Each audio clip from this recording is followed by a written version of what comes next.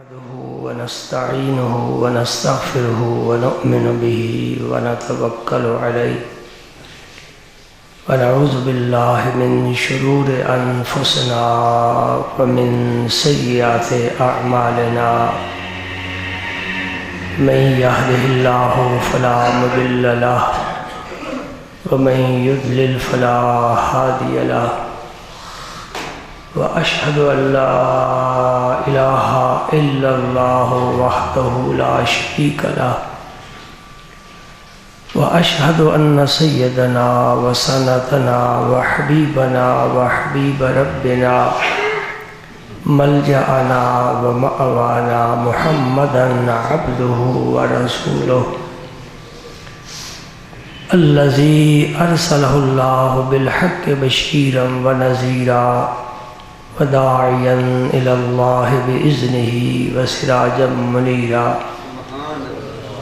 أشهد أنه صلى الله تعالى عليه وسلم بلغ الرسالة ونصح الأمة وكشف الغمة وجلى الظلمة وجاهد في سبيل الله وعبد ربه حتى أتاه اليقين اللهم صل على سيدنا محمد وعلى آل سيدنا محمد وبارك وسلم اللهم صل وسلم على رسولك الكريم وآله الطاهرين رب اغفر وارحم وأنت خير الراحمين أما بعد فأعوذ بالله من الشيطان الرجيم بسم الله الرحمن الرحيم إن الله وملائكته يصلون على النبي يا أيها الذين آمنوا صلوا عليه وسلموا تسليما اللهم صل على سيدنا محمد وعلى آل سيدنا محمد وبارك وسلم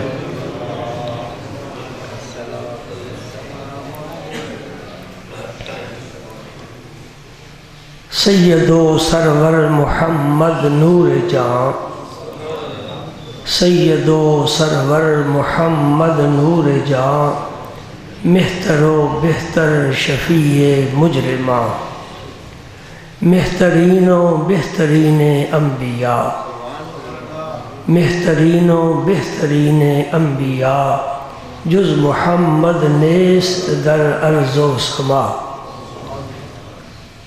شاد باش اے عشق خوش سودائے ماں اے طبیب جملہ علت ہائے ماں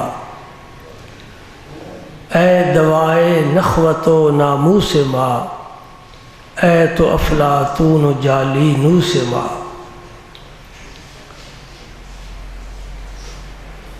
تازہ میرے ضمیر میں مارکہ کہن ہوا تازہ میرے ضمیر میں مارکہ کہن ہوا عشق تمام مصطفیٰ عقل تمام بولہب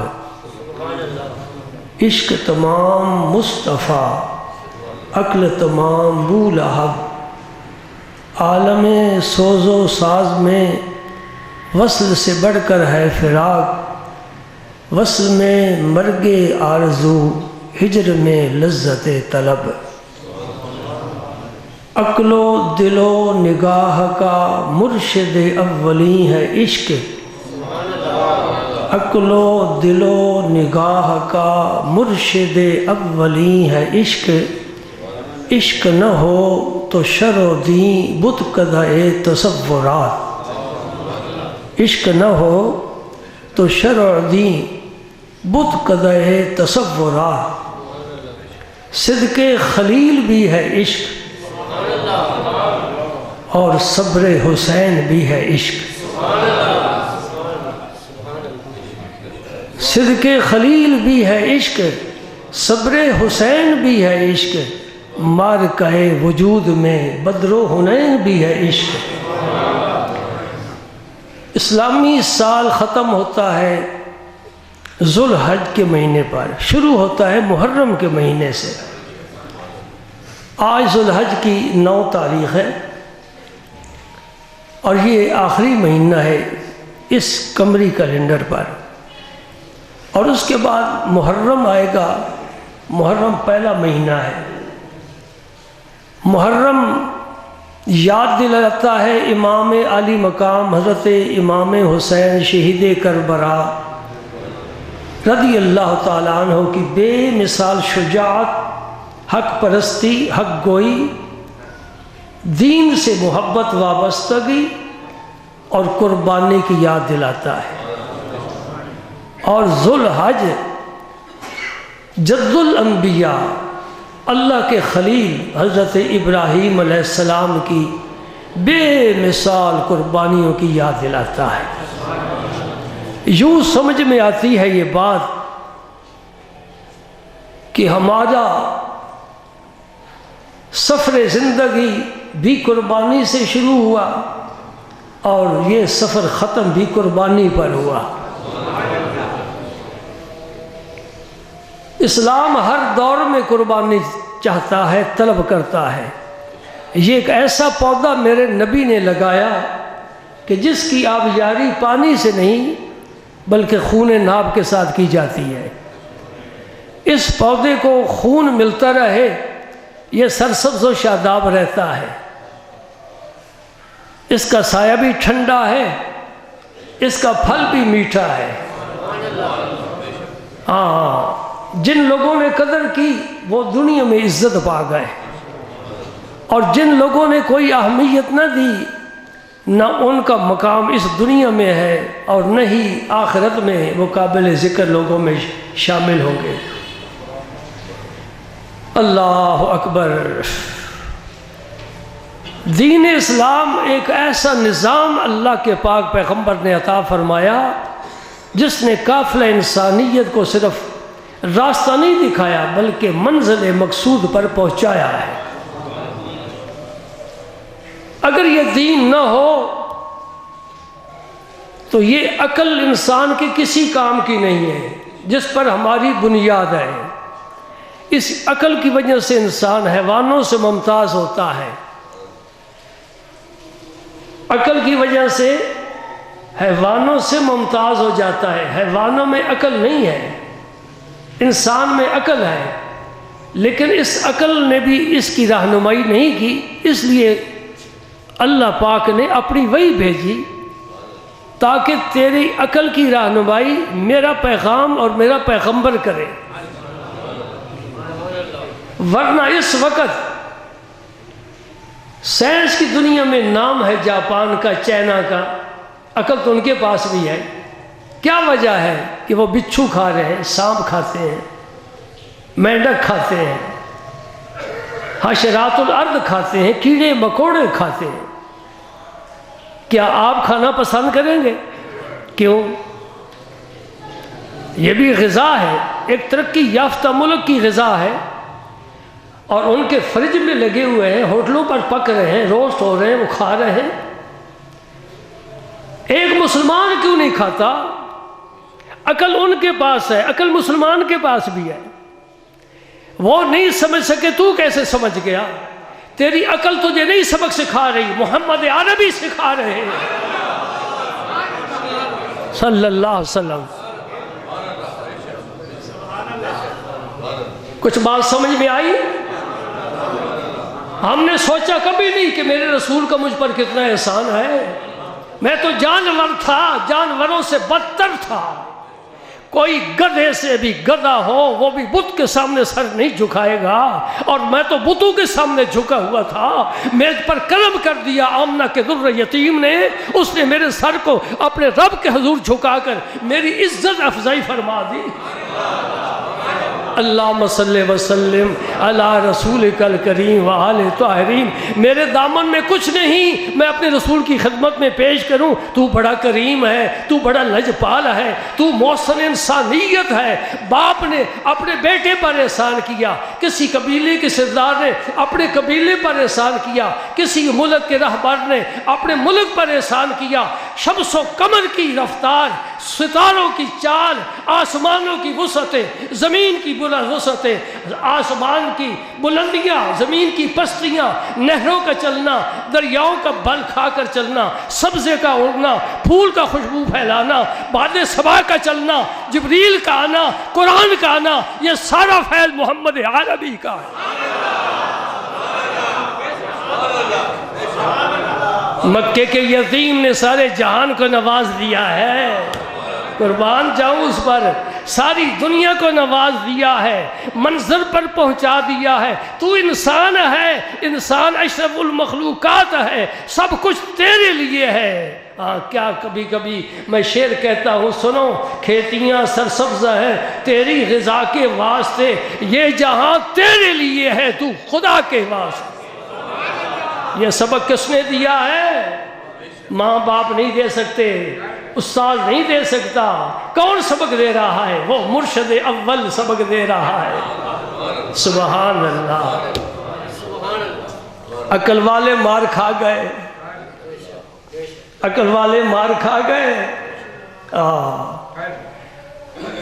سبحان اللہ۔ تمہید میں زیادہ وقت نہیں لیتا، میں چند باتیں آپ کی خدمت میں عرض کرتا ہوں، وہ آپ نے بارہا سنی ہیں، لیکن کندھے مقرر کے طور پر جی خوشبو کو ایک دفعہ تو کوئی نہیں سونگتا۔ پھول اگر کسی کے ہاتھ میں دیے جائے تو ایک دفعہ سونگ کر پھینک تو نہیں دے گا، بار بار سونگے گا۔ جس میں مٹھاس ہو اسے پسند کرتے ہیں جی، لیکن شرط اب یہ ہے کہ شوگر نہ ہو، تو شوگر ہو تو مٹھاس کو پسند نہیں کرتے۔ الحمدللہ اہل سنت والجماعت کو شوگر نہیں ہے جی، نہ ہم بلڈ پریشر کے شکار ہیں، کبھی جوش میں آ کر ہوش نہیں کھو بیٹھے، ہمیشہ نبی کے گیت گاتے ہیں اور دلائل کی روشنی میں گاتے ہیں۔ ہمارے مخالفین کہتے ہیں یہ موضوع روایتیں پیش کرتے ہیں، یہ قرآن نہیں پڑھتے، یہ ضعیف حدیثیں پیش کرتے ہیں۔ ہاں جی، جو رسول اللہ کی شان میں حدیث ہوگی، تیرا دماغ ضعیف ہے، عقل ضعیف ہے، ایمان ضعیف ہے، تجھے ضعیف ہی نظر آئے گی۔ کوئی ضعیف حدیث اس منبر سے نہیں پیش کی گئی آج دن تک، میری تمام تقریریں بیان ریکارڈ ہیں۔ کوئی، میں چیلنج کرتا ہوں کہ میں نے جو حدیثیں پیش کی ہیں کوئی ایک حدیث بھی ضعیف ثابت کر دیں۔ سبحان اللہ۔ حدیثیں تم بھی پیش کرو، اللہ تمہیں جرأت دے، نبی کے فضائل کی حدیثیں تم بھی پیش کرو، اپنی ایمان کو روشن کر لے۔ نبی نے تجھ پر احسان کیا ہے، یہ تو تو مانے گا نا۔ قرآن جس کو ہاتھ میں لے کر تو لوگوں کو دکھاتا ہے، یہ قرآن تجھے کس نے دیا ہے؟ میرے سوال کا جواب دے۔ جو کلمہ پڑھتا ہے، کس نے تجھے کلمہ دیا ہے؟ نماز پڑھتا ہے، نماز تجھے کس نے دی ہے؟ جھکتا ہے اللہ کے سامنے، کس نے تجھے جھکنے کا انداز سکھایا؟ یہ سارے کمالات، یہ ساری نعمتیں، یہ سارا دین کے تمام وسیع نظام دینے والا محمد عربی ہے صلی اللہ علیہ وسلم۔ سبحان اللہ۔ مسئلہ سن لو، ہمارے دین کی بنیاد کلمہ طیبہ ہے، لا الہ الا اللہ محمد الرسول اللہ۔ پہلا حصہ اللہ کی توحید کا ہے، دوسرا میرے نبی کی رسالت کا ہے۔ توحید کے بغیر بندہ کامل مومن ہو ہی نہیں سکتا، لیکن توحید رسالت کے بغیر ہو سکتی ہی نہیں ہے۔ یعنی دوسرے لفظوں میں یوں کہو، کلمے کا پہلا جز اس وقت تک نہیں ہو سکتا جب تک آخری جز نہ ہو۔ تجھے لا الہ الا اللہ کس نے دیا؟ تو کہے گا محمد الرسول اللہ نے صلی اللہ علیہ وسلم۔ میں نے ایک دوسرے فرقے کی ایک تفسیر پڑھی، اس میں انہوں نے ایک مقام پر لکھا کہ یہ تو حضور کے زمانے کی بات ہے، آج نہیں ہے۔ آیت آپ کو یاد ہے، وَلَوْ أَنَّهُمْ إِذْ ظَلَمُوا أَنفُسَهُمْ جَاءُوكَ۔ اگر کوئی شخص اپنی جان پر ظلم کر بیٹھے، اللہ فرماتے پھر میرے نبی کے پاس آئے، فَاسْتَغْفِرُ اللَّهَ، وہ ظلم کرنے والا معافی مانگنے کے لیے آیا ہے، رب سے معافی مانگے، وَاسْتَغْفَرَ لَهُمُ الرَّسُولُ، رسول بھی اس کے لیے معافی مانگے۔ لوجد اللہ تواب الرحیم، تو پھر وہ لوگ پائیں گے اللہ تعالیٰ بہت توبہ قبول کرنے والا، راہ فرمانے والا۔ اس کا قلم کیا لکھتا ہے؟ یہ حضور کے زمانے کی بات ہے، آج نہیں، یعنی آج حضور کے پاس نہ جائیں۔ میں نے کہا تو نے کلمہ چھوڑ دیا، کلمہ چھوڑ دیا تو مسلمان کیسے؟ جب مسلمان نہیں تیری تفسیر کیسے؟ تو قابل اعتبار ہی نہیں رہا۔ ہم تو مسلمانوں کی علماء کی تفسیریں قابل قبول سمجھتے ہیں۔ جی آپ کے دل میں جواب موجود ہے، میں باہر نکالتا ہوں۔ ہر مومن کے سینے میں جواب موجود ہے۔ میں آپ سے پوچھتا ہوں کہ صدر ایوب تھا کہ ہے؟ ضیاء الحق صدر تھا کہ ہے؟ جی بھٹو وزیر اعظم تھا کہ ہے؟ مشرف پرویز تھا کہ ہے؟ وہ تو ابھی تک ہے، لیکن ہے جس حال میں وہ ہے۔ جی اور محمد الرسول کا کیا معنی ہے؟ ہاں جواب تیرے اندر سے نکل آیا۔ تو کہہ رہا ہے محمد آج بھی اللہ کا رسول ہے۔ ظلم کر دیا اس نے تفسیر لکھ کر، غضب کر دیا، نہ جانے کتنے لوگ پڑھ کر گمراہ ہوں گے کہ مولانا نے ٹھیک لکھا ہے، اتنی تفسیر قرآن کی لکھ دی۔ میں نے کہا علم کبھی ہدایت نہیں دے سکتا، ہدایت دیتا ہے مرشد کامل، ہدایت دیتا ہے۔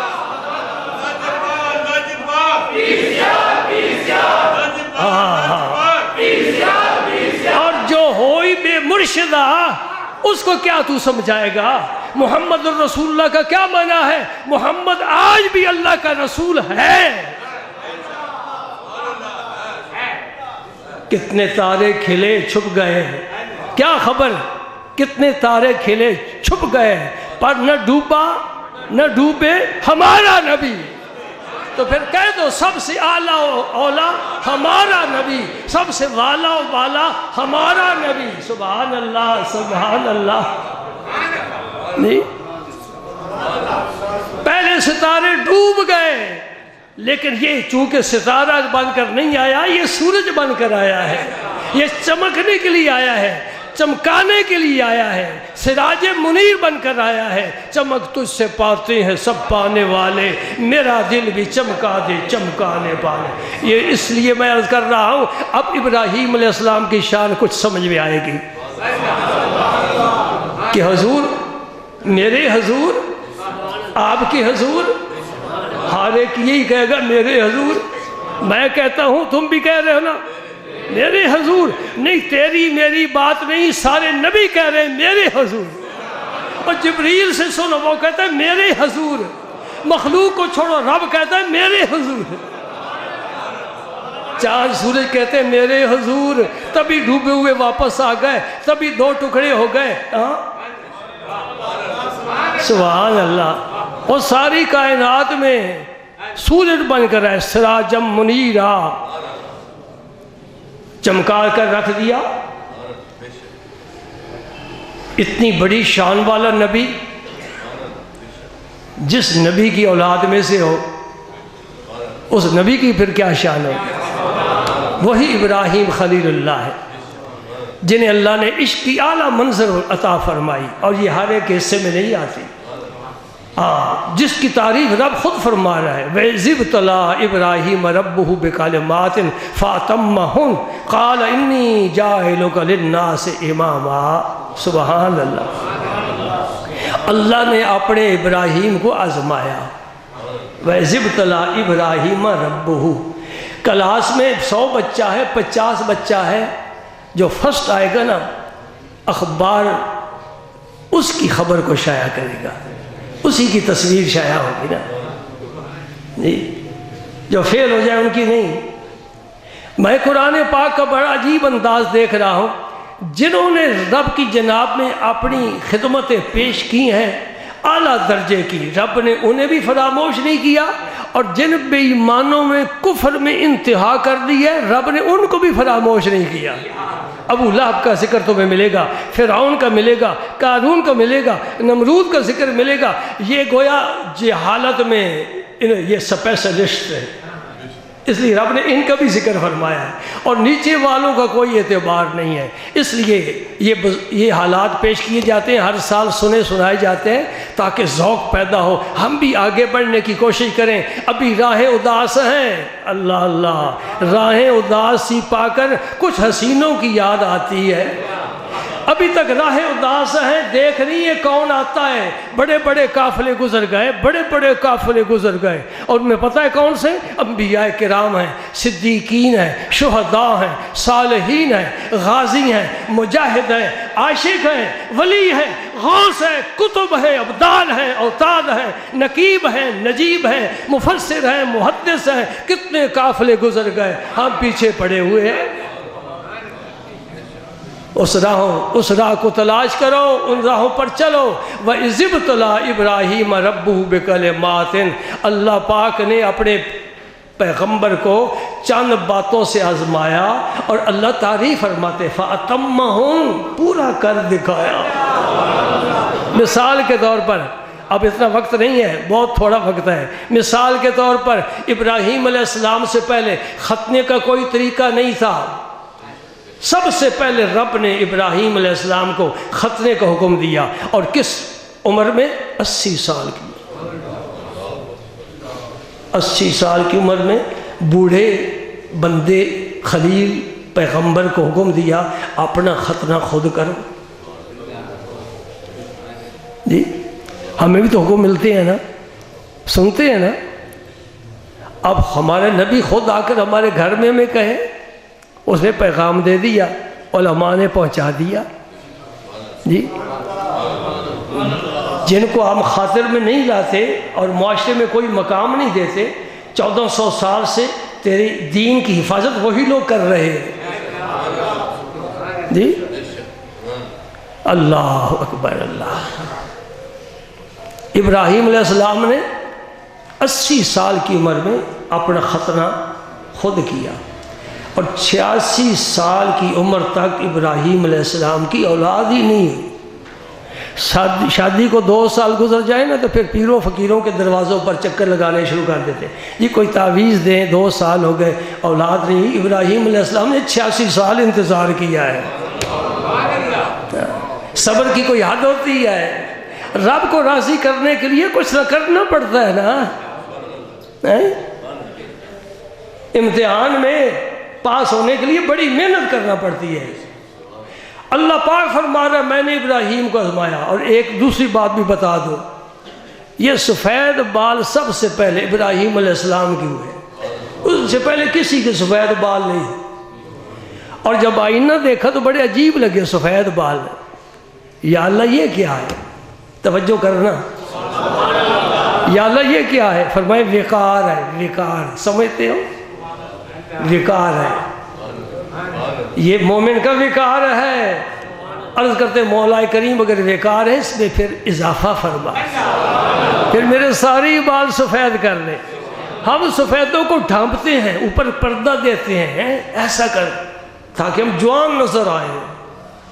نہیں، یہ بھی مکر ہے، یہ بھی مکر ہے۔ بوڑھا پھر خضاب لگا کہ جوان بن گیا، تو جوان تو نہیں نہ بنے گا۔ اگر اس طرح بن جائے تو پھر میں تو ضرور پہلے لگا ہوں۔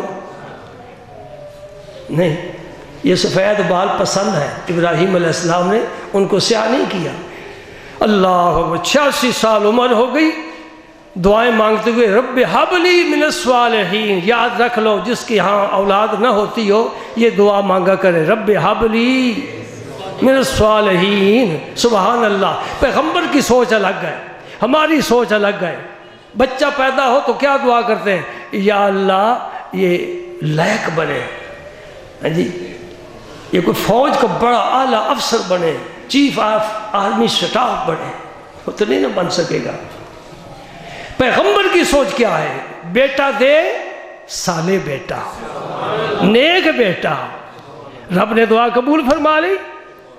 86 سال کی یا 87 سال کی عمر میں حضرت ہاجرہ اور حضرت سارہ، یہ 2 بیویاں تھیں ابراہیم علیہ السلام کی۔ حضرت سارہ تو آپ کی چچا زاد بہن تھی، تو اس عمر تک ان کی اولاد نہیں ہوئی۔ یہ ایک لمبا واقعہ ہے، اسرائیلی روایات میں سے ہے۔ مصر کے بادشاہ نے، میں مختصر عرض کر رہا ہوں، مصر کے بادشاہ نے شہزادی بطور تحفہ پیش کی، تو حضرت سارہ نے، ان کا نام ہاجرہ تھا، ابراہیم علیہ السلام کو ہبہ کر دیا۔ اللہ پاک نے ان سے حضرت اسماعیل علیہ السلام کو پیدا فرمایا، ان کے بطن سے، اور حضرت اسماعیل علیہ السلام کی اولاد میں سے پھر کوئی صدیاں گزر گئی، کوئی پیغمبر نہیں آیا۔ اسماعیل علیہ السلام کی اولاد میں سے کوئی پیغمبر نہیں آیا۔ آخر میں ایک پیغمبر آیا جس کے سامنے سارے پیغمبر جھک گئے، وہ تیرا اور میرا پیغمبر ہے۔ اسماعیل علیہ السلام کی اولاد میں سے صرف ایک پیغمبر آیا، ایک پیغمبر۔ یہ صدف ہے نا، صدف جب بارش برستی ہے تو وہ سطح آپ پر آ جاتی ہے منہ کھول کر اللہ کے امر سے، پھر پانی کی اس میں گرتا ہے، بارش کے قطرے گرتے ہیں۔ اگر زیادہ قطرے گر جائیں وہ منہ بند کر کے پھر تہ میں چلی جاتی ہے، زیادہ قطرے گر جائیں پھر چھوٹے چھوٹے بہت سے موتی بنتے ہیں، وہ ان کی کوئی قیمت نہیں ہے۔ اور جس صدف نے کیا کیا، قناعت سے کام لیا، ایک قطرہ گرا، اس نے منہ بند کر لیا، یا اللہ بس میرے لیے ایک کافی ہے، وہ زمین کے چلی گئی۔ اب اس میں ایک موتی بنے گا، اسے در یتیم کہیں گے، اس موتی کی قیمت ساری کائنات نہیں ہو سکتی۔ اللہ اللہ، سید آمنہ کی بھی کوئی اولاد نہیں، حضرت عبداللہ کا کوئی بیٹا بیٹی نہیں ہوا، ایک ہی ہوا ہے۔ اسماعیل علیہ السلام کی اولاد میں سے کوئی نبی نہیں ہوا، ایک ہی نبی ہوا ہے، وہ در یتیم ہے، ساری کائنات اس کی ایک زلف کا مقابلہ نہیں کر سکتی۔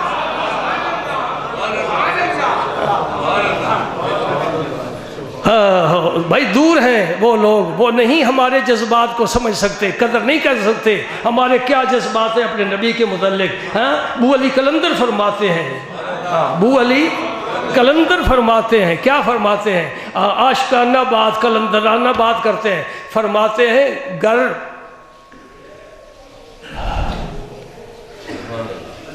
ہدیہ زلف تو، ہدیہ زلف تو گر ملک دو عالم بدہن۔ یا رسول اللہ تیرے زلف کا ایک بال میرے پاس ہو نا، گیسو امبری کا، اور مجھے دونوں جہان دیں۔ یعلم اللہ، یعلم اللہ، اللہ جانتا ہے کہ میں دونوں جہان لے کر بھی تیرا ایک بال نہیں دوں گا۔ سبحان اللہ، یہ ہے ہمارے جذبات۔ تو کیا میرے نبی کو سمجھتا ہے؟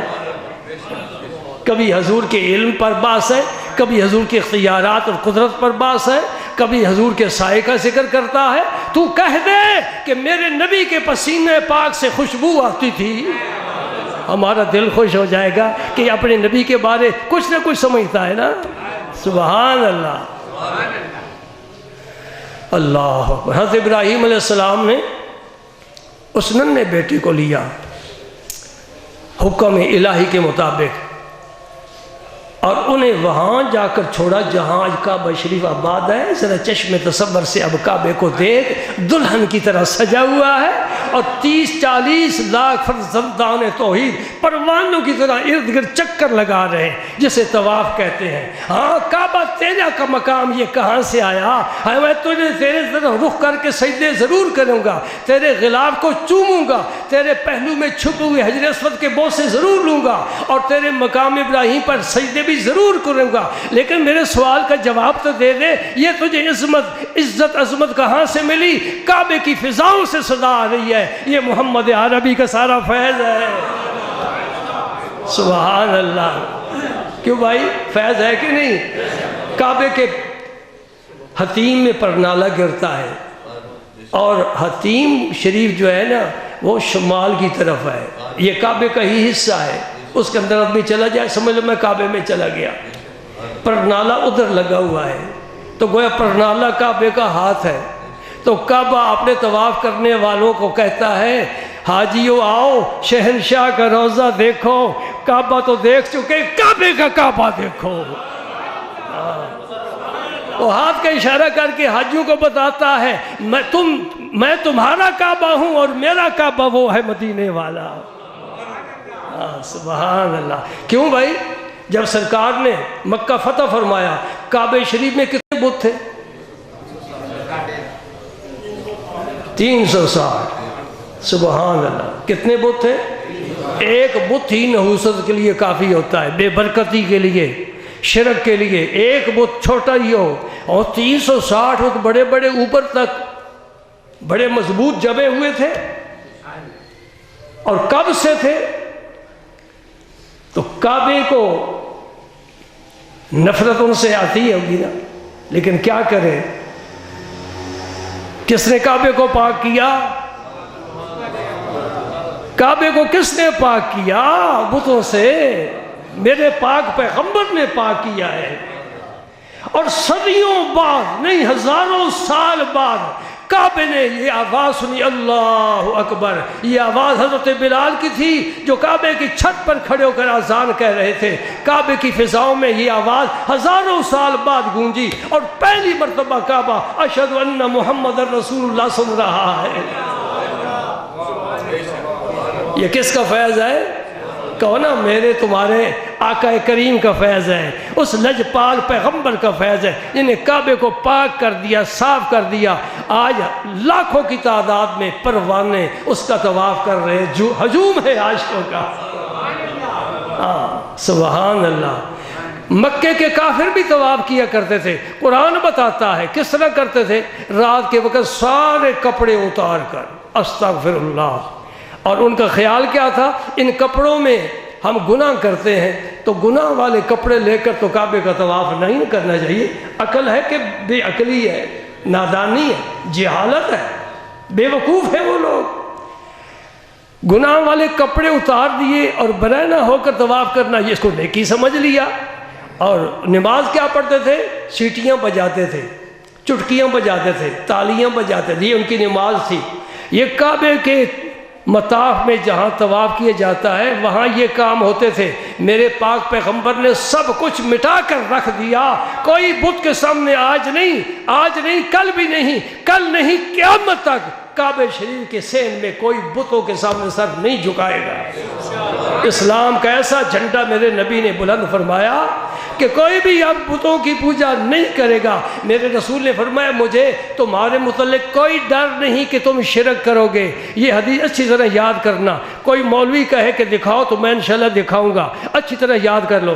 آج جو کہتے ہیں فلاں مشرک، فلاں مشرک، فلاں مشرک، انہیں بتا دو میرے رسول اللہ نے صحابہ کرام کو فرمایا تھا مجھے تمہارے متعلق کوئی یہ خدشہ نہیں ہے کہ تم شرک کرو گے۔ حضور نے ضمانت دے دی ہے کہ میرا کلمہ پڑھنے والا کبھی شرک پھر تمہیں شرک کیوں کہتے ہیں؟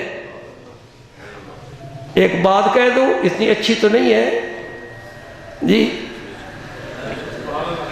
اچھی تو نہیں ہے۔ ایک آدمی جس اپنی کوٹھی کے کمرے میں جائے نا، اسے بدبو آئے، اپنی بیگم سے پوچھتا ہے یہ کیسی بدبو ہے؟ میں جس کمرے میں جاتا ہوں بو ہے۔ میں بھائی کوئی بو، کچن میں جا کر دیکھو، بھائی وہاں سے بھی بو آ رہی ہے، کوئی بو نہیں ہے۔ تمہاری ناک پر تو کوئی نجاست تو نہیں لگی ہوئی؟ سمجھ گئے مسئلہ؟ لطیفے کا لطیفہ ہے۔ وہ میاں صاحب نے ناک صاف کیا، بو جاتی رہی۔ ہاں جی، ایک اور لطیفہ ہے، بھول گئے نا جی، بھول گئے، بازار جاتے ہوئے دادا ابو کی اینک لگا لی، موٹے شیشے والی تھی، چھوٹی چیز بڑی نظر آتی تھی۔ باہر نکلے، دروازے پر ایک ریڑھی والا کھڑا تھا، انگور بیچ رہا تھا۔ کہے میاں یہ خربوزے کتنے کے دے گیا؟ میں نے کہا بابا خربوزے نہیں انگور ہے۔ نہیں بھائی خربوزے ہیں، ذرا اینک اتار کر دیکھو۔ اچھا ٹھیک ہے، وہ مجھے غلطی لگ گئی۔ اینک صحیح ہو، نمبر صحیح ہو، خربوزہ نظر آئے گا، انگور نظر آئے گا۔ ایمان ہو، ایمان، اور اینک محمد مصطفیٰ کی محبت اور عشق کی لگائی ہو تو پھر تجھے انشاءاللہ اس دنیا میں سب ایماندار ہی نظر آئیں گے۔ ہمیں کوئی مشرک نظر نہیں آتا، کوئی کافر نظر نہیں آتا، کوئی بے ایمان نظر نہیں آتا، ہمیں سب ایمان والے، محبت والے، پیار والے نظر آتے ہیں۔ ہاں، اس کا مطلب ہے کہ ہماری اینک کا شیشہ ٹھیک ہے، صاف کر رکھا ہے، نمبر صحیح لگا ہوا ہے۔ اللہ کیا فرمایا؟ حدیث پوری کر لو۔ فرمایا مجھے یہ کوئی خوف نہیں ہے کہ تم شرک کرو گے، البتہ مجھے ڈر اس بات کا ہے کہ تم دنیا میں پھنس جاؤ گے۔ جی اپنے دل کا جائزہ لے، سچ سچ بتا، میرے نبی نے جو فرمایا سچ ہے کہ نہیں؟ پھنسے ہوئے کہ نہیں پھنسے ہوئے؟ بیوی بھی دنیا، بیٹا بھی دنیا، اس لیے رب نے امتحان لیا، بھلا بیٹے کی محبت تیرے اندر زیادہ ہے کہ میری محبت زیادہ ہے؟ لے جا اس بیوی کو بھی لے جا، بچے کو بھی لے گا۔ جو دیکھو بے دوستو، 87 سال کی عمر میں بچہ ملا ہے اور انہیں ایسی جگہ چھوڑ کر آیا ہے، قرآن کہتا ہے بِوَادٍ غَيْرِ ذِي زَرْعٍ عِنْدَ بَيْتِكَ الْمُحَرَّمِ، تیرے عزت والے گھر کے پاس ایسی وادی جہاں کھیتی ہو سکتی ہی نہیں ہے، ریت ہی ریت ہے، پانی نہیں ہے، سبزہ نہیں ہے، آدم نہیں ہے، آدم ذات نہیں ہے، زندگی کی آثار نہیں ہے، ایک عورت وہ بھی ناقص اور ایک بچہ وہ بھی شیر خوار، کیا کریں گے؟ ایک مشکیزہ پانی کا دیا، کوئی تھوڑی سی کھجوریں دے کر وہ جا رہے ابراہیم علیہ السلام۔ حضرت حاجرہ نے پیچھے سے پکارا، حضرت ہمیں کس کے سہارے چھوڑ کر جا رہے ہو؟ بولنے کی اجازت نہیں۔ نہیں بولوں گا، اے اللہ تو کہتا ہے تو نہیں بولوں گا۔ سبحان اللہ۔ پھر پوچھا، چند قدم آگے جا گئے، چلے گئے، پھر پوچھا، تیسری مرتبہ حضرت حاجرہ سمجھ گئی کہ یہ آج خود نہیں کرتے، ہر باپ کو اولاد سے محبت ہوتی ہے، انہیں اتنی بڑھاپے میں بچہ ملا ہے، کیسے چھوڑ کر جا رہے ہیں؟ معلوم ہوتا ہے اللہ نے حکم دیا ہے، اس لیے کہ اللہ جب انہیں حکم دیتا تھا تو پھر آگ میں بھی چھلانگ لگا جاتے تھے۔ یہ عاشقوں والے کام ہے کہ نہیں؟ بے خطر کود پڑا آتش نمرود میں عشق، میں نے یہیں سے بات شروع کی ہے نا، بے خطر کود پڑا آتش نمرود میں عشق، عقل ہے محو تماشائے لب بام، ابھی عقل سوچتی رہتی ہے، عشق کام کر جاتا ہے۔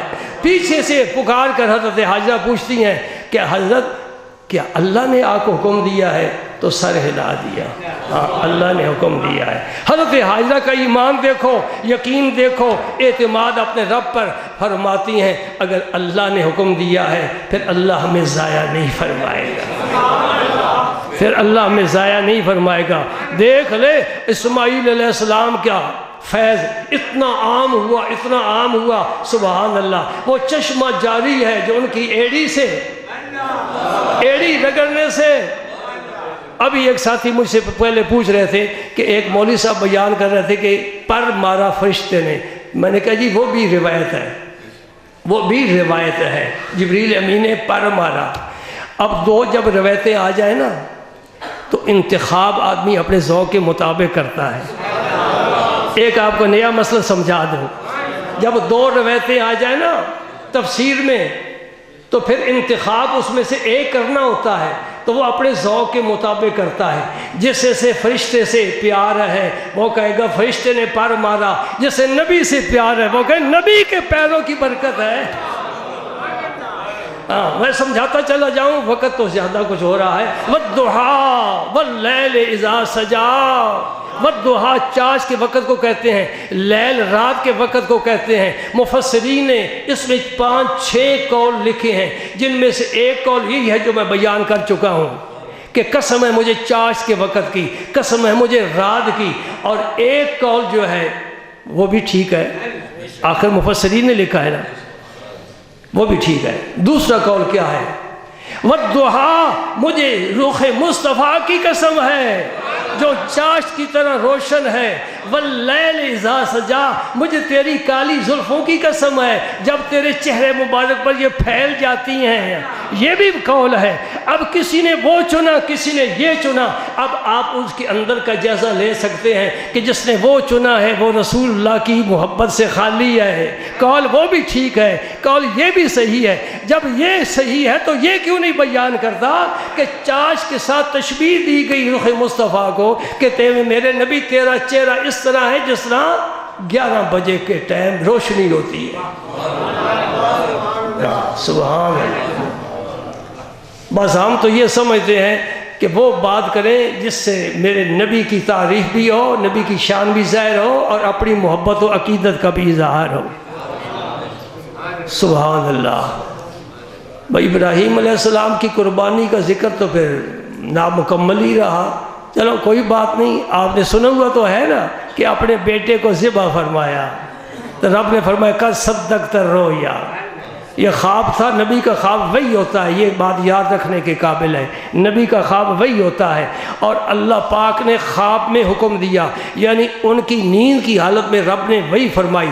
جو نبی نیند کی حالت میں رب کا پیغام وصول کر سکتا ہے، اس نبی کی نیند کو کون سمجھ سکتا ہے؟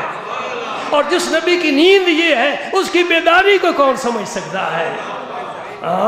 سبحان اللہ۔ میرے رسول پاک ساری رات آرام فرمایا، اور جب اٹھے وضو کے بغیر ہی تہجد کی نفل نیت باندھی۔ عائشہ صدیقہ نے عرض کیا، یا رسول اللہ آپ نے وضو کیا تو نہیں؟ فرمایا، یا عائشہ ان عینی تنامان ولا ینام قلبی، عائشہ میری آنکھیں سوتی ہیں، دل تو جاگتا رہتا ہے۔ سبحان اللہ۔ ہم چلتے پھرتے آنکھیں کھلی ہیں، دل پھر بھی سویا ہوا ہے۔ نبی سویا ہوا ہے، دل پھر بھی جاگتا ہے۔ کیوں جاگتا ہے؟ اس لیے کہ یار کے پیغام کا کوئی وقت نہیں ہے۔ ایسا نہ ہو کہ پیغام آئے تو میں غافل ہو جاؤں۔ رب نے کہا، پیارے میرا پیغام جب بھی آئے گا تم انشاءاللہ میرے پیغام کو قبول اور وصول کرو گے۔ نبی کی نیند کو بھی ہم سمجھ نہیں سکتے، بیداری کو کیا سمجھے؟ خواب میں فرمایا بیٹے کو ذبح کر، چھری لے لی، صبح سویرے تو مینا میں لے کر چلے گئے۔ روایت میں آتا ہے کہ شیطان آیا، اس نے آ کر سب سے پہلے تو حضرت حاجرہ کے کان میں پھونکا نا، بیٹا کدھر ہے؟ حضرت ابراہیم لے گئے۔ کدھر لے گئے؟ کوئی پتہ نہیں، بعد جنگل میں گئے ہوں گے لکڑیاں وغیرہ لانے کے لیے۔ نہیں، لکڑیوں کے لیے نہیں، وہ تو ان کو ذبح کرنے کے لیے۔ ارے بے وقوف، کوئی بیٹے کو بھی ذبح کرتا ہے؟ پھر بڑھاپے میں ملا ہے، بڑھاپے کا سہارا ہے، عصائے پیری ہے، کون ذبح کرتا ہے؟ نہیں ذبح نہیں کریں گے، نہیں واقعی وہ ذبح کرنے کے لیے جا رہے ہیں۔ شیطان بار بار یہ کہہ رہا ہے۔ حضرت حاجرہ نے کہا، بھائی ذبح بیٹے کو کوئی کرے، کوئی تاریخ انسانی میں مثال نہیں ملتی، ابراہیم علیہ السلام ایسا کیوں کریں؟ وہ ان کا خیال ہے، شیطان جواب دیتا ہے، ان کا خیال ہے کہ انہیں اپنے رب نے حکم دیا ہے، تو دفعے اور رب نے حکم دیا ہے، بیٹا بھی رب نے دیا ہے، ذبح کرتے تھے کرنے دے۔ آئے ہائے، اور پیغمبر کی صحبت کا یہ فیض ہے۔ پھر آ کر مینا میں حضرت اسماعیل علیہ السلام، جن کی عمر 13 سال ہو گئی تھی، 13 سال عمر تھی، تو پھر اسحاق علیہ السلام پیدا ہوئے، سمجھے نا؟ اور اسحاق علیہ السلام کے اولاد میں سے پھر یعقوب علیہ السلام، پھر یوسف علیہ السلام، پھر بڑے نبی ہوئے۔ بنی اسرائیل کے سارے نبی تقریباً حضرت یعقوب علیہ السلام کی اولاد میں سے ہوئے۔ پھر حضرت اسماعیل کے گلے میں آ گئے، قریب آ گیا، کہتے ہیں پتہ ہے تجھے ابا کیوں یہاں لایا ہے؟ وہی ان سے مکالمہ ہوا۔ جب یہ کہا نا کہ یہ ان کا خیال ہے کہ رب کا حکم ہے، فرمایا پھر ایک اسماعیل نہیں، لاکھوں ذبح ہونے کے لیے تیار ہیں۔ سبحان اللہ۔ اسی واقعہ کو پیش نظر رکھ کر میرے جوان بچوں، ابراہیم علیہ السلام کے واقعے کو پیش نظر رکھ کر اقبال نے ایک بہت ہی خوبصورت شعر کہا ہے، یہ فیضان نظر تھا۔ میرا بیٹا فیضان نظر کہاں سے تلاش کرے گا؟ کیبل میں ملے گا، کمپیوٹر سے ملے گا، موبائل پر کہیں سے آ جائے گا؟ یہ فیضان نظر تھا یا کہ مکتب کی کرامت تھی؟ سکھائے کس نے اسماعیل کو آداب فرزندی؟ میں نے خواب میں دیکھا ہے بیٹا ذبح کر رہا ہوں، قرآن کہتا ہے یا ابت افعل ما تؤمر ستجدنی انشاء اللہ من الصابرین۔ ابا جی جس کا حکم دیا گیا ہے کر گزرے ہیں، اور میرا خیال نہ کریں، اگر میرے رب نے چاہا تو انشاءاللہ میں صبر کرنے والوں میں اٹھوں گا قیامت کے دن۔ صبر کی انتہا کر دی۔ اس لیے کہنے والا اقبال کیا کہتا ہے؟ صدق خلیل بھی ہے عشق، صبر حسین بھی ہے عشق، مارکہ وجود میں بدر و حنین بھی ہے عشق۔ 313,000 کے مقابلے میں نہیں کھڑے ہو سکتے، کیوں کھڑے ہیں؟ عشق کی قوت ہے، عشق کی قوت ہے، اور اس لیے اقبال نے کہا قوت عشق سے ہر پست کو بالا کر دے، پستیوں کو بلندیوں میں بدل دے، پستی ختم ہو جائے، بلندیاں تیرا مقدر بن جائیں۔ یہ کس طرح ہو سکتا ہے؟ میں کوئی بڑی اعلیٰ ڈگری لے لوں، کسی اعلیٰ منصب پر فائز ہو جاؤں، بڑا کوئی کاروباری بن جاؤں، ٹرانسپورٹر بن جاؤں، نہیں نہیں، قوت عشق سے ہر پست کو بالا کر دے۔ جب تیرے اندر قوت عشق آ جائے گی پھر پستیاں تجھے نظر آئیں گی، تو پھر بلندیوں کا طلبگار بنے گا۔ اور یہ دنیا اندھیرے سے بھری ہوئی ہے، دنیا اندھیرے سے بھری ہوئی ہے، یہ بجلی کے کمکمے روشن کرنے سے روشنی نہیں ہوگی۔ قوت عشق سے ہر پست کو بالا کر دے اور دہر میں اس میں محمد سے اجالا کر دے۔ اس کائنات میں روشنی پھیلے گی، محمد عربی صلی اللہ علیہ وسلم کے اس میں پاک کی روشنی پھیلے گی، وہ نور پھیلے گا انشاءاللہ۔ صحابہ نے دیکھا ہے، وہ ان کو نور ملا ہے، روشنی ملی ہے۔ کل صبح انشاءاللہ ٹھیک 7:30 بجے اسی جگہ مسجد نظامی میں قمرلو میں عید کی نماز انشاءاللہ کھڑی ہوگی، آپ وقت پر تشریف لائیں۔ اللہ اکبر۔ اور میں ایک مسئلہ بیان کر کے پھر رخصت چاہوں گا، جس پر قربانی واجب ہے وہ غفلت نہ کرے، مہنگائی کا رونا نہ روئے، بے روزگاری کا رونا نہ روئے۔ قربانی کا مطلب ہی کیا ہوتا ہے؟ قربانی کا مطلب ہی کیا ہے؟ میرے آقا نے فرمایا تھا کہ اس دن، کون سا دن آئے گا کل؟ 10 ذوالحجہ کو، اس دن انسان کا کوئی عمل اللہ تعالیٰ کو اتنا پسند نہیں ہے جتنا قربانی کے جانور کا خون بہانا پسند ہے۔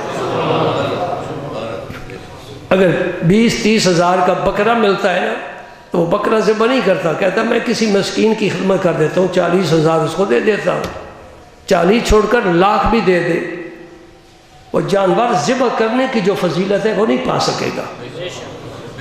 جی ہمارے ملک میں ایسے بھی سر پھرے ہیں جو یہ کہتے ہیں کہ اتنا روپیہ کیوں ضائع کیا جاتا ہے قربانی پر، اتنا گوشت تو کھایا نہیں جاتا، نہیں گوشت تو کھایا نہیں جاتا، اتنا پیسہ کیوں ضائع کی جاتا ہے، کسی بڑے کام پر لگانا چاہیے۔ ہاں جی، نیکی کے جو راستے وہ بند کرو، باقی جو خرچ ہو رہا ہے وہ ہوتا رہے۔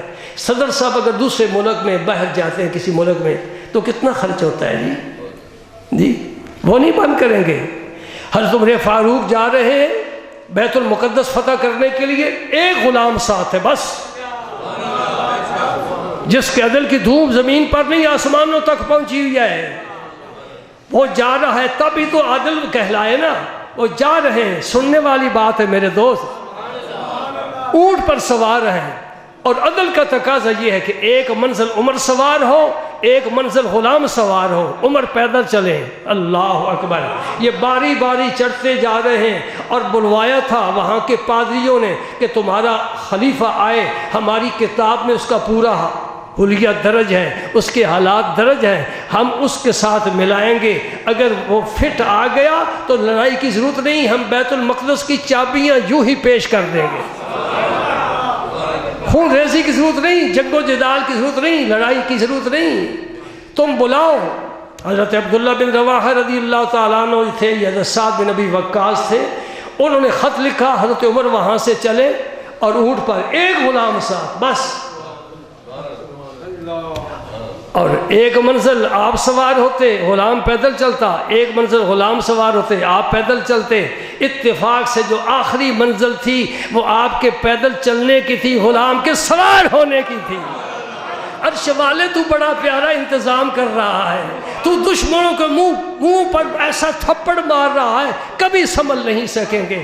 حضرت عمر نے فرمایا ہاں غلام تو چڑھ جا۔ حضرت اب قریب آ گئے شہر، اب وہ یہودی دیکھ رہے ہیں مکانوں پر چڑھ کر کہ وقت کا خلیفہ آ رہا ہے، جس کا نام آتا ہے تو ہمارے بچے بھی کانپ جاتے ہیں، ہمارے رئیس بھی کانپ جاتے ہیں، ہمارے بادشاہ بھی لرز جاتے ہیں، ہم اس دیکھنے کے لیے ایک نظر وہ سارے، تو ایسا نہ ہو کہ میں اوپر ہو جاؤں آپ نیچے۔ فرمایا خبردار، میری عزت اس میں نہیں ہے، میری عزت اسلام کے ساتھ ہے۔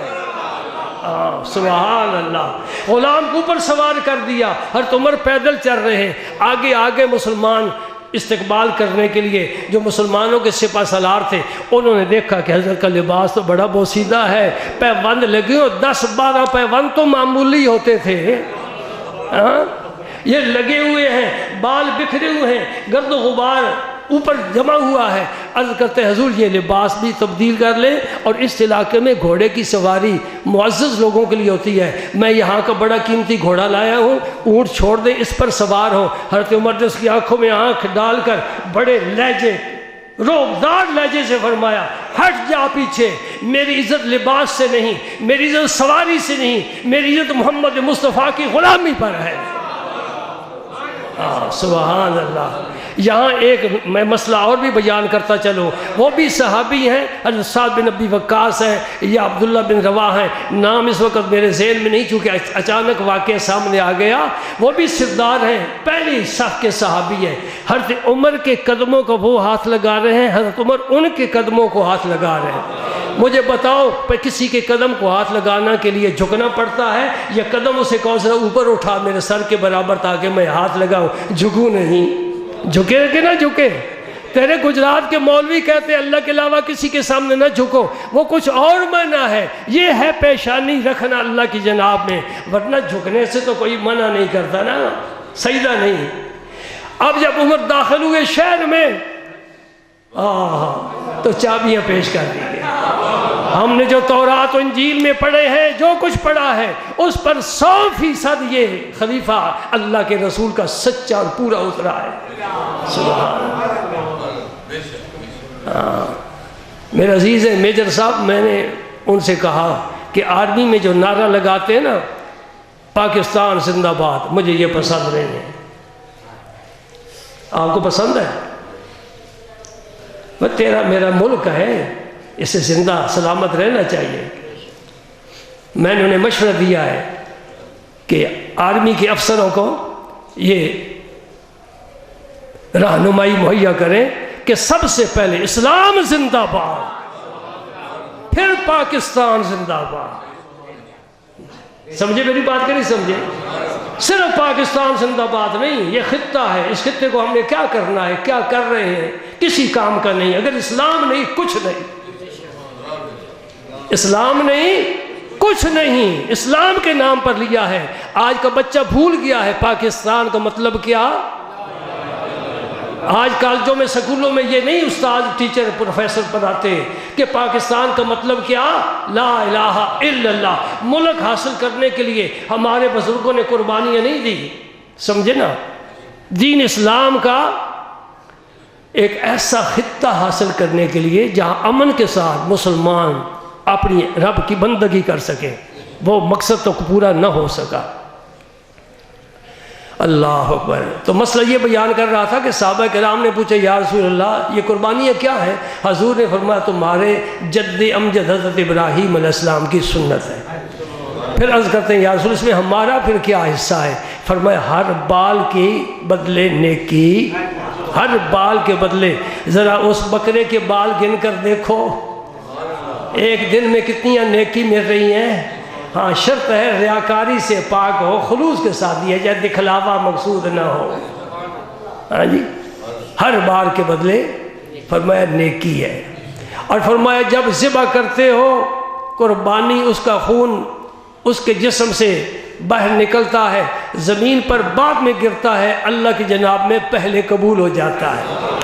لن ینال اللہ لحومها ولا دماؤها ولکن ینالہ التقوی منکم۔ اللہ تعالیٰ تک نہ تو گوشت پہنچتا ہے نہ خون پہنچتا ہے، کیا پہنچتا ہے؟ تیرے دل کی جو کیفیت ہے نا وہ پہنچتی ہے۔ میں کل اپنے ساتھیوں کو کہہ رہا تھا اگر کسی کے پاس قربانی کا کرنے کا کوئی ذریعہ نہیں، پیسہ نہیں، مقروض ہے جی، اور نہایت غریب ہے، تو عید والے دن آسان کام میں بتاتا ہوں، انشاءاللہ قربانی کرنے والے سے بڑھ جائے گا۔ ایسا نسخہ بتاتا ہوں اگر ہو سکے۔ قربانی نہیں کر سکتا، بیچارے کے پاس پیسہ نہیں، بچوں کا پیٹ نہیں پال سکتا، جی چاہتا ہے کہ میں بھی ان میں شامل ہو جاؤں، تو پھر ندامت سے یا حسرت میں ایک آنسو بہا دے، اس حسرت میں آنسو بہا دے، قربانی کرنے سے انشاءاللہ تو بڑھ جائے گا۔ ایک مسئلہ یہ ہے کہ حضرت علی المرتضیٰ رضی اللہ تعالیٰ عنہ 2 قربانیاں ذبح کر رہے تھے۔ پوچھنے والے نے پوچھا حضرت ایک تو آپ کی اپنی ہے، دوسری کیسی؟ فرمایا مجھے حضور نے وصیت فرمائی تھی کہ علی جب قربانی کرے میری طرف سے بھی کرنا۔ میں ایک قربانی حضور کی طرف سے کرتا ہوں۔ جس سے اللہ پاک توفیق دے، اس کے پاس ہمت ہو تو وہ اپنی قربانی کرے اور اس کے ساتھ ساتھ حضور کی طرف سے بھی قربانی کرے، کیونکہ حضور نے فرمایا کہ ایسا مینڈا لاؤ جو سیاہی میں دیکھتا ہو، سیاہی میں بیٹھتا ہو، سیاہی میں چلتا ہو، یعنی اس کی آنکھیں بھی سیاہ ہو، پیٹ بھی سیاہ ہو، پاؤں بھی سیاہ ہو۔ چنانچہ ایک مینڈا سینگوں والا وہ لایا گیا، حضور نے اس کو زمین پر لٹا دیا اپنے دستے مبارک سے۔ افضل یہی ہے کہ اگر قربانی ذبح کر سکتے ہو خود کرو، نہیں کر سکتے کسی سے کرا لو۔ اور پھر اس کے پہلو پر حضور نے اپنا قدم مبارک رکھ لیا، اور خدا کی قسم میں اب چشم تصور سے ایسا دیکھ رہا ہوں کہ اس بکرے نے اپنا پاؤں کو بھی حرکت نہیں دی کہ مجھے دونوں جہانوں کے سردار نے پسند فرما لیا۔ سبحان اللہ، ورنہ ایک آدمی تو ذبح نہیں کر سکتا نا جی بھائی، وقت تو زیادہ ہو رہا ہے لیکن کیا کروں۔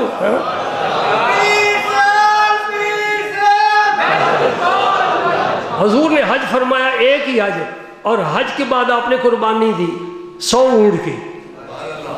یاد رکھیں گے، دوسروں کو بھی بتانا۔ ہاں جی، ہم سستے ڈھونڈتے ہیں، میرے نبی نے ایک اونٹ ذبح فرما دیتے، وہ 7 کی طرف سے کافی تھا۔ حضور نے 100 اونٹوں کی قطار لگا دی۔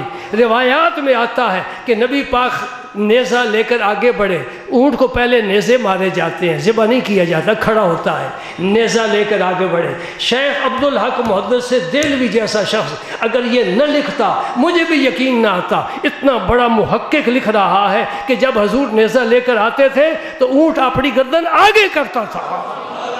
سبحان اللہ، سبحان اللہ۔ پھر دوسرا اونٹ آگے گردن کرتا ہے، پھر تیسرا دیکھ رہے ہیں ان کا خون نکل رہا ہے، پھر وہ آگے کرتا ہے۔ کیوں گردن کر رہے ہیں؟ سر دوستا سلامت کہ تو تیغ آزمائی، تیرے ہاتھ میں تلوار ہو اور میرا سر ہو، میری گردن ہو، مجھے تو فخر اور ناز ہوگا کہ تیرے ہاتھ سے میں قتل ہوا۔ اللہ اکبر۔ 100 اونٹ، میرے دوست توجہ کرنا، ہر بات بڑی نکتے والی ہے۔ 100 اونٹوں کی قطار ہے، حضور سب کو نیزے مار رہے ہیں، ذبح فرما رہے ہیں، اور جب 63 پورے ہو گئے حضور نے اپنا ہاتھ روک دیا، فرمایا علی باقی تم ذبح کرو۔ جتنے حاضرین تھے، کچھ سمجھے کہ نہ سمجھے، تم سمجھ گئے، وہ کیوں نہ سمجھے جن کے سامنے واقع ہو رہا ہے، گویا وہ سمجھ گئے کہ نبی پاک نے اشارہ فرما دیا ہے اپنے حیات طیبہ کا، میں نے 63 اونٹ ذبح کیے ہیں، میری زندگی کے 63 سال پورے ہوں گے، السلام علیکم، میں الوداع ہو جاؤں گا۔ ایسا ہی ہوا نا جی، باقی اونٹ حضرت علی نے ذبح فرمائے۔ سبحان اللہ۔ ایک مسئلے کی بات ہے، آپ کو ضرورت تو نہیں ہوتی کہ آپ ماشاءاللہ ٹی وی پر بہت کچھ سنتے ہیں، مجھ سے بڑے بڑے جید علماء آتے ہیں، پروفیسر آتے ہیں جی، بڑے بڑے سکالر آتے ہیں، ہم تو ان تک نہیں نہ پہنچ سکتے، لیکن میں اپنے فرض کو سمجھتا ہوں نا۔ ایک ہے کسی کی طرف سے قربانی کرنا، ایک ہے کسی کی وصیت کے مطابق قربانی کرنا، دونوں قربانیوں کے گوشت کے استعمال کا فرق ہے۔ اگر آپ نے اپنے والدین کی طرف سے یا حضور کی طرف سے یا اپنے پیر و مرشد کی طرف سے قربانی کی، انہوں نے وصیت نہیں فرمائی، وہ قربانی عام قربانی کی طرح گوشت استعمال ہوگا، 3 حصوں میں تقسیم کر دو، سارا خود کھانا چاہو، بچے زیادہ ہیں، کنبہ زیادہ ہے، سارا بھی کھا سکتے ہو، کوئی ایسی پابندی نہیں ہے۔